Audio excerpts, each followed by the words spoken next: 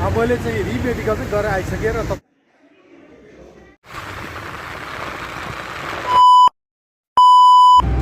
Hello साथीहरू नमस्कार, यहाँहरू सम्पूर्णलाई स्वागत गर्न चाहन्छु मेरो युट्युब च्यानलमा। र साथीहरूले विशेष गरी आजको यस भिडियोमा चाहिँ म इपिएसको रिमेडिकल गर्नको लागि म जाँदैछु। मेरो चाहिँ टेकु हस्पिटलमा परेको थियो पहिला, र अहिले पनि म त्यही जाँदैछु।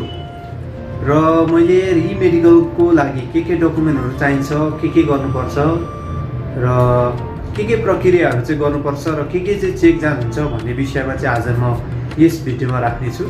कृपया मेरो भिडियो अन्तिमसम्म हेरी लाइक साथै मेरो च्यानललाई सब्सक्राइब गरेर सल्लाह सुझाव पनि दिनुहोला।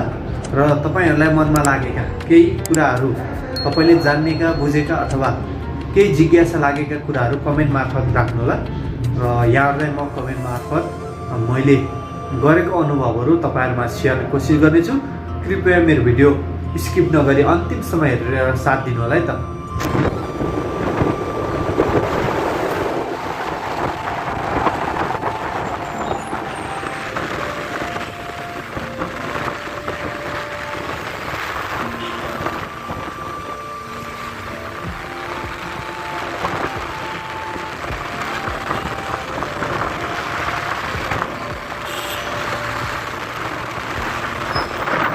हामीले चाहिँ काउन्टरमा 2200 बुझाइसकेपछि यहाँ आउनुपर्छ इपिएसको सानो साथमा।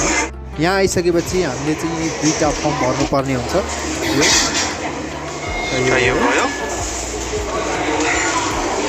र यति भइसकेपछि भित्र लगेर चाहिँ बुझाउनु पर्यो। हामीले पासपोर्टको फोटोकपी र एडमिट कार्डको फोटोकपी र पासपोर्ट साइजको दुईटा फोटो बुझाइसकेपछि एउटा सानो फर्म दिनुहुन्छ। र हामीले त्यो लगेर चाहिँ पहिला हामीले जुन ठाउँमा हामीले पर गएर मेडिकल गरेका थियौँ त्यही ठाउँमा भित्र जानु पर्यो। र यहाँ गइसकेपछि चाहिँ यहाँनिर एक्सरे गर्ने ठाउँमा यहाँनिर बुझाउनु पर्यो। र यतापट्टि आएर चाहिँ हामीले एक्सरे गर्नुपर्छ। र एक्सरे गरिसकेपछि हामीले माथि ब्लड दिनुपर्ने हुन्छ।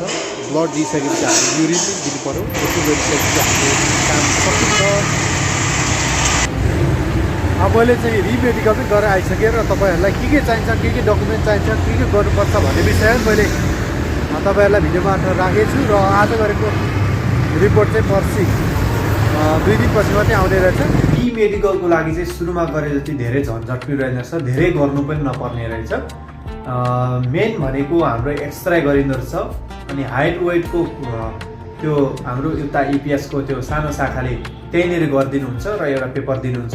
र त्यो दिइसकेपछि हाम्रो एक्सरे भयो। र ब्लड चाहिँ हाम्रो 3टा सिसीमा हाम्रो ब्लड तानिन्छ 3टा सिसीमा। र हाम्रो युरिन दिनु पर्यो। हाम्रो चेक भनेको त्यति नै हुँदो रहेछ रिमेडिकलको लागि चाहिँ। र रिमेडिकलको लागि विशेष चाहिने भनेको डकुमेन्ट भनेको एउटा हाम्रो पासपोर्ट भइहाल्यो, पासपोर्टको रङ्गीन फोटोकपी र इपिएस एडमिट कार्डको रङ्गीन फोटोकपी र पासपोर्ट साइजको 2टा फोटो। र हामीले चाहिँ रिमेडिकलको लागि काउन्टरमा चाहिँ जम्मा 2200 रुपियाँ हामीले बुझाउनु पर्ने रहेछ। र यति गरिसकेपछि हाम्रो चाहिँ जस्तै हामी जति बेला गए पनि हुने रहेछ। 12 बजी, 1 बजी, 2 बजी, म चाहिँ 10 बजी गएको थिएँ। र त्यति गरिसकेपछि आज हाम्रो मेडिकल गरियो भने भोलि पर्सि 12 बजेपछि चाहिँ हाम्रो रिपोर्ट आउने रहेछ। र रिपोर्ट आइसकेपछि के गर्नुपर्छ, गर्नुपर्ने प्रक्रियाहरू के हो तपाईहरुमा म भिडियो राख्नेछु। मेरो भिडियो हेरिदिनु भएकोमा धेरै धन्यवाद। र आउँदा दिनहरूमा मेरो भिडियो मन पराउनुहुन्छ भने मेरो च्यानललाई सब्सक्राइब गरेर राखिदिनु होला भन्दै आजको यस भिडियोबाट बिदा हुन्छु। नमस्ते।